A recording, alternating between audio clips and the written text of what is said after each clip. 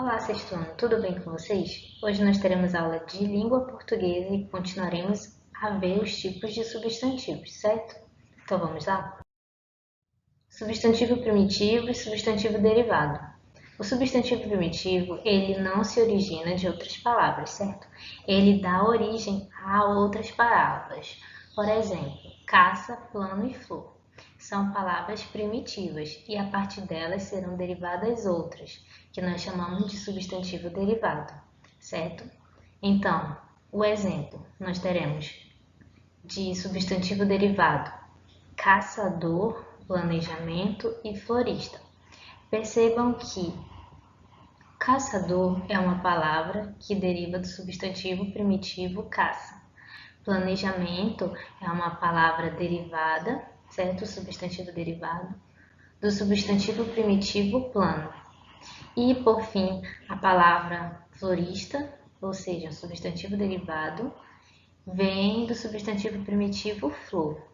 Então, resumindo, o substantivo primitivo, ele é uma palavra que não se origina de outras, mas ele pode originar outras palavras, certo? E o substantivo derivado, eles são essas palavras originadas de outras palavras já existentes, que seriam os substantivos primitivos, certo? Substantivo comum e substantivo próprio. O substantivo comum, ele nomeia os seres no geral, ou seja, das espécies no geral. Por exemplo, cidade, país, menino, rio, caderno. Nós chamamos, no geral, existe, por exemplo, a cidade de Manaus, existe a cidade de Belém, mas todas no geral nós chamamos de cidades, certo? Assim como as crianças do sexo masculino nós chamamos de menino e crianças do sexo feminino nós chamamos de meninas. Observação: o substantivo comum sempre é escrito com letras iniciais minúsculas. Então, quando nós formos escrever um substantivo comum, sempre começaremos com letra minúscula, certo? Porque ele não é um substantivo próprio. Bom, e o substantivo próprio, o que é? O substantivo próprio, ele vai nomear algo ou algum ser específico da espécie. Por exemplo, Manaus, certo? O substantivo comum seria cidade e o próprio Manaus, entenderam? Então, Manaus, ele é um substantivo próprio, certo? Por quê? Porque nomeia algo ou ser específico, no caso, a cidade específica. Então, nós vamos grafar com letra inicial maiúscula. Brasil, um país específico. João, uma pessoa específica. E Tietê, um rio específico, certo? E o substantivo coletivo. O substantivo coletivo, ele é um substantivo comum, que ele se apresenta no singular, mas ele vai designar um conjunto de elementos ou coleção de uma mesma espécie, certo? Por exemplo, galáxia. Eu digo galáxia para um conjunto de letras. Então, quando eu digo existe uma galáxia, eu estou dizendo que existe um conjunto de letras. Ou quando eu digo alcateia, eu estou me referindo ao conjunto de ovos.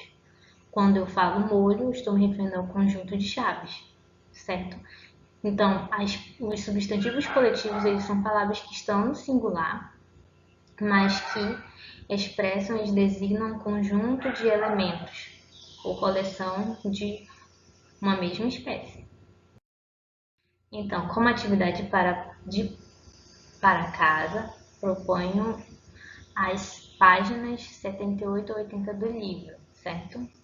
Então, vamos continuar. O próximo conteúdo do livro, no capítulo 3, que finaliza o módulo, é o artigo expositivo, certo? Bom, o gênero textual artigo expositivo. O artigo expositivo, ele vai expor uma informação acerca de determinado assunto. Então, como o nome expositivo sugere que o artigo ele vai ser um gênero que vai expor informações, ele vai divulgar essas informações. E o que é um artigo? É um texto em que eu tenho um desenvolvimento, certo? Vou desenvolver, argumentar sobre determinado assunto.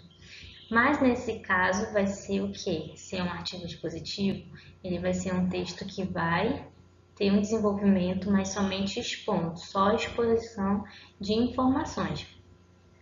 E o artigo expositivo ele pode ser encontrado em livros, revistas, sites, entre outros, certo? Pode ser online ou não. Bom, atividade para casa e atividade extra. Atividade para casa eu proponho para vocês no livro, página 87 e 89. E atividade extra é a finalização do módulo, certo? Então, proponho que vocês façam as páginas 91, 96, 97, 98, 99 e 100. É isto e até a próxima aula.